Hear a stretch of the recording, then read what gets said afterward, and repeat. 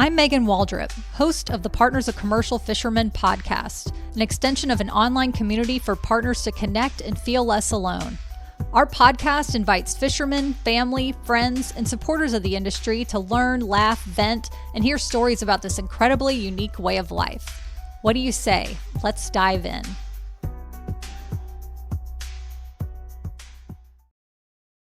Hey POCFs, welcome back to the Partners of Commercial Fishermen podcast. Wow, the Partners of Commercial Fishermen podcast. Does that sound better? Do I sound like a robot?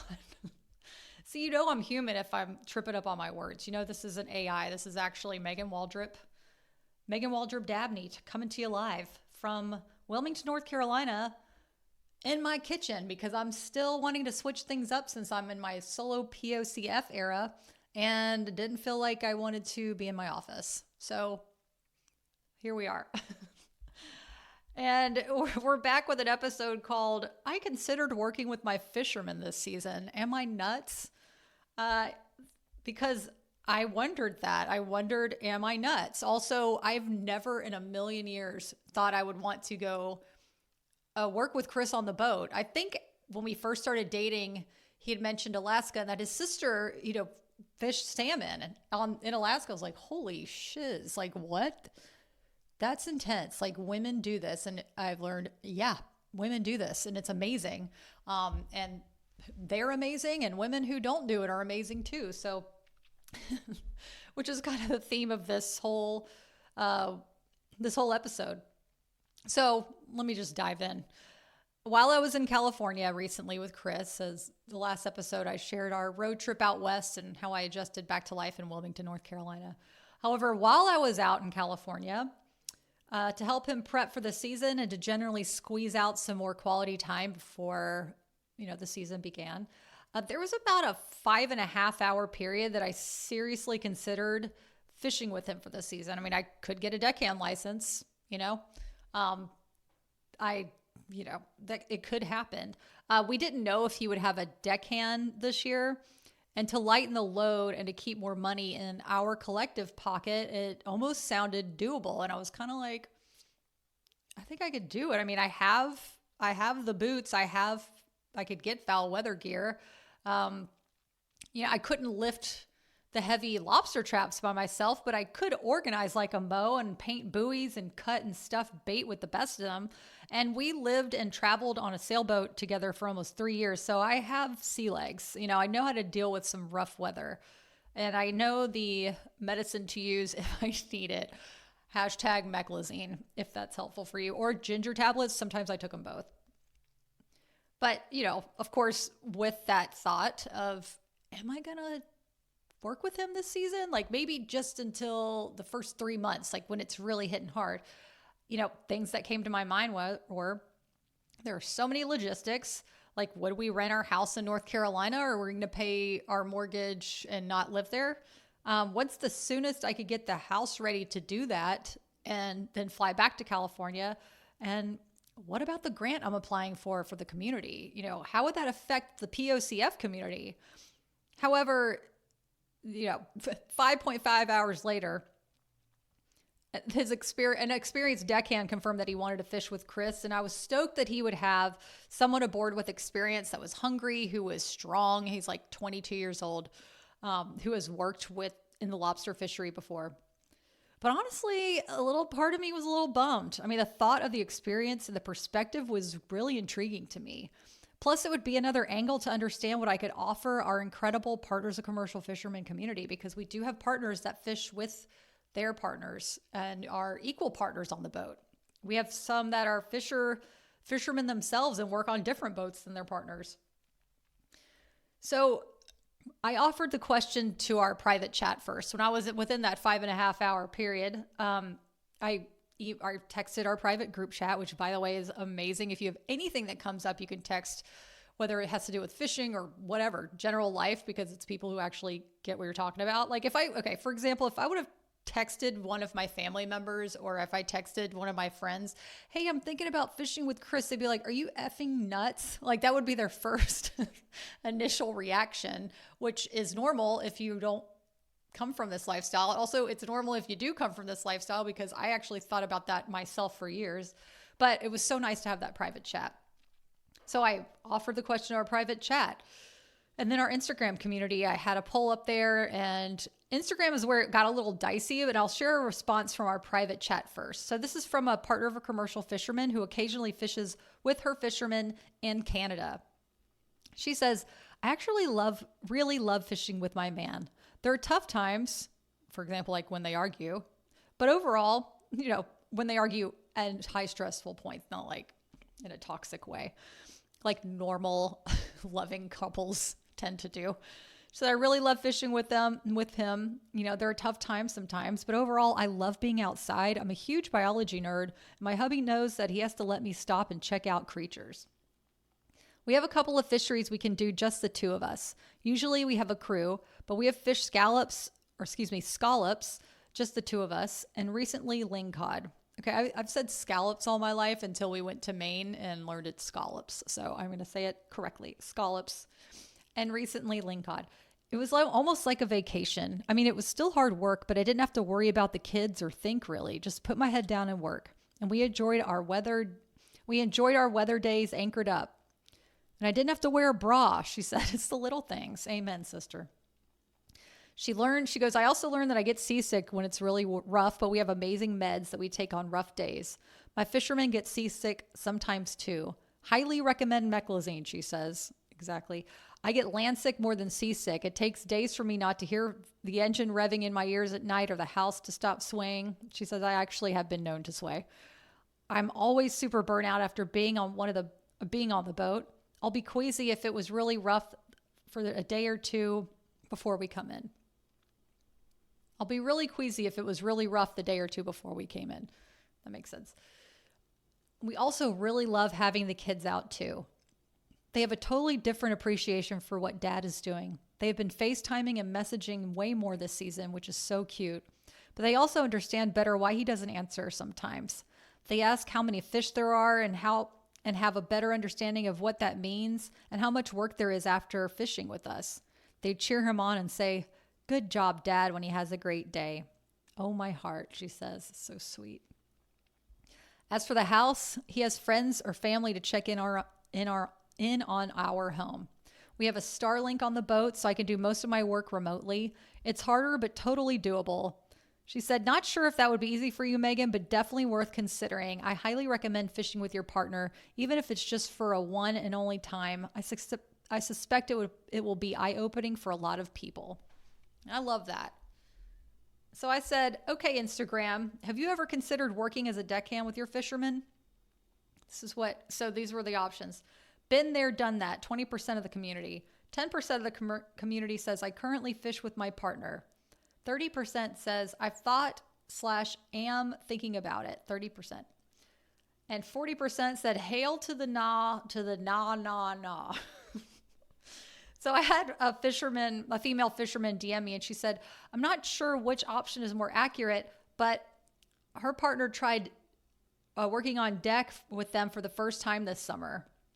And I love that. I love that there's female fishermen in our community. And then I love that the partner of a commercial fisherman is the partner of the female. I mean, that's great. I've always wanted to get and understand the perspective of someone who is a partner of a commercial fisherman, if their fisherman is female, whether you're in a same-sex relationship or you are a male to a female or non-binary, whatever it is. I would love to understand your experience too.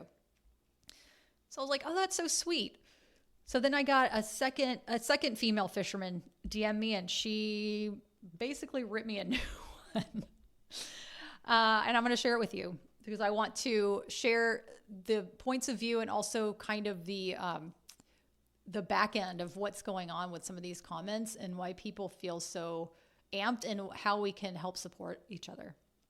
So she said, why did you choose not to include we are equal partners / he is my deckhand, we switch off option? As a fisher mom, I'm constantly battling the stigma that I'm only there because he invited me to be his deckhand due to our relationship. I find this kind of content harmful to people like me and by extension, my daughter. I don't mean to tear you down. I like what you are doing by sharing your experience. This post suggests to followers that the only options for women who date fishermen are subservient. Whoa. I mean, yeah, I get angry messages from time to time, and this is an example, but I wanted to handle this with care. It seems that the theme of, the female fishermen and POCFs is a continuous challenge, like a butting heads thing. And I want to help bridge the gap between that. I mean, women, we need to work together here. So this is what I said back. I said, interesting perspective.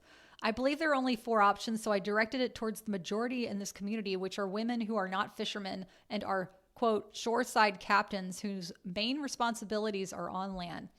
Yet I had a female fisherman DM me that her partner tried being a deckhand on her family's boat for the first time this season. It's nice to know female fishermen follow here too. However, you bring up a great point, and I'll be more mindful of this in the future. Thanks for the message. On that note, would you be open to being interviewed on the podcast? It would be great to get your point of view out there to others. Thanks for following along and caring enough to message. Her response. She said, sorry, my message was brash. I just returned from 8 weeks in Alaska and not having gone up since the start of the pandemic. It felt less welcoming as a woman than I remembered. I'm stuck on it. I'm sorry that I projected that onto your post. And that was really nice of her to even respond and then be honest about it. And it really made me think. I said, I appreciate that. I honestly can't imagine how tough it must be for a woman fisherman in Alaska. I've interviewed a few in the past, but I know you can't truly understand unless you live it. One of my goals has been to unite women on deck and on shore because I feel we all don't get the respect we deserve. Your feelings are valid. I'm sorry you experienced that in Alaska, and I'm taking your perspective to heart in a positive way. And there's always an open door if you want to speak your mind on the podcast. I'm so glad that we're able to connect through this community. And that's seriously, I would love to hear what a female's experience is up in Alaska. I feel like sometimes I ask questions about that, and off the record, I get the real story about how female fishermen, feel like they don't get the respect they deserve. I mean, totally understandable. It's not cool. I can see how they feel that way, by people not looking them in the eye and talking to only the male crew member, feeling dismissed, and it's effing sucks. I've totally felt that way before. It seems that the women's prejudice stretches from end to end, whether in the workplace or at home, and the energy seems to be directed towards each other as if we are each other's enemy. Whether we're on deck, whether we're the captain, whether we're the captain, the shoreside captain, it's like there's some kind of battle between us. I mean, we've had one of the most listened to podcasts is about female deckhands or female captains, like when your partner, if he's a male or maybe it's a female who works with a female, and that feeling of being threatened by another female on board, sucks. And it's all something that we've made up. And yeah, shit happens. Like relationships end, people date other people, but usually that's because there was a big old crack in the foundation to begin with. But if you're in a healthy, happy relationship with your fisherman, you feel like you've been working together, there's nothing to worry about. So it's hard for people to come around to that. I've also experienced that. I had my own lived experience. Chris hired a female deckhand one year in California, and I was like, I felt threatened. I said, if you fall in love with her and this is the end, then I release you. And he's like, what are you talking about? What are you doing? But it was something I had to do to protect my heart. But my point is, the whole women against women thing, it sucks. That's the first thing. 2, this is an inclusive space. I want all opinions are welcome here. Of course, if it's a hate speech, you're not welcome. There's no hate here. But I want to understand what's going on. I want to better understand what your experience is like. How rough is it for you? Are you dealing with sexual harassment too?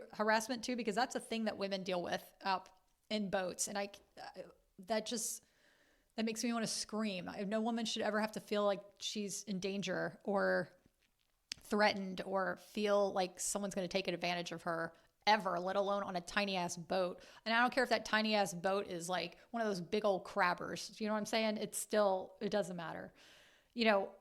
All opinions are welcome here. And I want to know how we can learn so we can help each other move past the challenges, because we can do it together with respect. And that's why I share messages like this with you. It shows how we're individually challenged within our small world of commercial fishing and in our unique lives.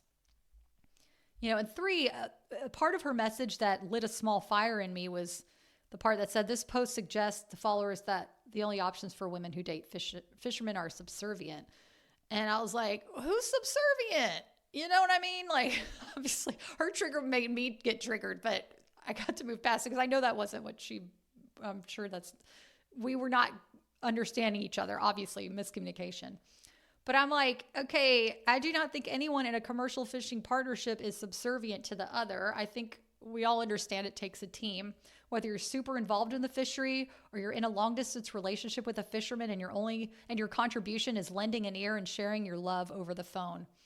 And that hope and tenderness is more than you can realize. And, it also was like, okay, subservient. It kind of got me to think like, well, the partners who stay at home, like what really got me is the thought that partners who stay at home are not equals or are subservient. And I'm like, oh, hell no. Some of us at home have careers and work from home. Some of us are stay-at-home parents, which depending on the age of your child or children is considerably harder than any job in the world, and including commercial fishing. Like I am not a parent. I have witnessed this. I'm not a parent also because I see how effing hard it is. And I understand that. I respect that. And I'm not, when I'm explaining the fire that was lit, I'm not directing this towards the woman. It's towards the thought of, this stay at home. And, for example, the stay at home parent, let's do a shout out. To put in perspective, if you're a stay-at-home parent and you were to sign up for life insurance, your base income is considered ranging from $250,000 to $400,000 a year because it would cost that much to replace you. Okay, that's how much money. Well, you're worth way more than that. You're priceless. However, if you had to put it on paper, you're worth more than most people make ever in their lives. So just because you're not getting a paycheck, that's how much value you provide. And part of that, and part of this whole like working women or working from home woman or working out in the office or a boat woman or stay-at-home parenting, what started this community was my own experience. And I was looking for a community and resources to help guide me through the commercial fishing life. Couldn't find it because I had no idea what the hell I was getting into, what was expected of me. And I didn't know what my place was or what my contribution could be. And I've had those experiences where fishermen are different, men. Not all fishermen, y'all know, there's beautiful people and lovely people in every industry, and there's people that also suck. You know what I'm saying? And that's not on us, that's on them. But I've had people that just totally act like I don't exist and look at Chris and just talk to him and don't even acknowledge me. And, hearing that fishing women like have experienced that in Alaska when they're running their own boats or working on a boat, like that pisses me off because I know what it feels like. And maybe you understand what it feels like too. So that was one of the reasons why I started this community too, is to be like, hello, we matter.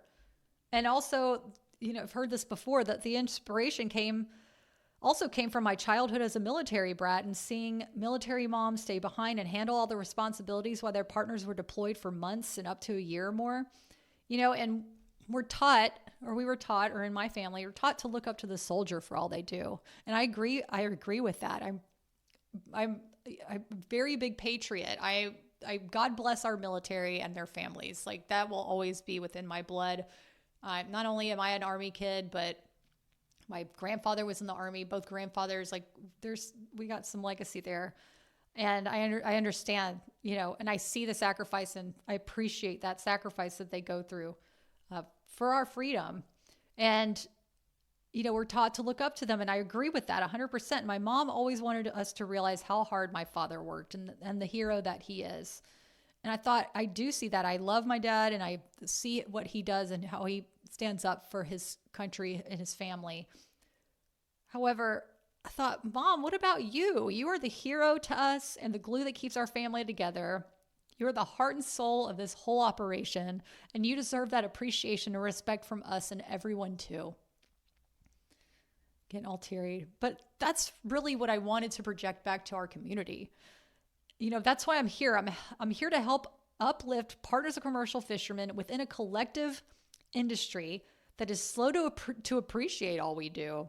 Whether you're a POCF and a female fisherman who is an equal partner with your fisherman on the boat, or you own the boat and you're the captain and your fisherman works for you, or you're a POCF working on her own career while maintaining the home front, or working on the fishing business at the same time, or you're a stay-at-home parent, or you're in a long-distance relationship. You matter, you are all important, you are seen, and you are appreciated. And if you're a POCF and a female fisherman, I would really, really love to hear from you and to share your experience so we can all better understand what it's like for you and to learn how to support you and move through challenges you may be facing on the waterfront. And I know it's not easy being in a male-dominated industry. I have my own experiences, like I've shared in the past. But what do I want to focus on is the positive. Honestly, like since starting this community and really becoming more involved and going to different conferences and speaking with different organizations and companies and just seeing how people perceive not only me, but the group. And overwhelmingly, it has been very positive and supportive. However, there are times when people just kind of like brush it off and think it's cute, quote unquote. And people, I'm talking like other women too. And some people actually, who say it's cute and like, oh, that's funny. Like, I think I immediately get triggered, but what they're saying is, oh, I didn't realize how much work I was putting in and how much value I was providing, and that I would actually need support and emotional support and resources. And yeah, that makes sense. This really makes sense. Like, I'm glad it exists. But just, being a part of this community, founding it and journeying through the ups and downs of learning how to connect with others, get the word out, get funding that can help perpetuate this for years to come. My goal in life is to find funding that will make this be more of a easy access community for so many. I also would love to hire partners of commercial fishermen in the community so they can bring money back to their own families and have their own income for themselves and thrive always. I want this to exist whether I'm here or not. Like, this is our house. This is our house. Like, this is ours. And we built this together.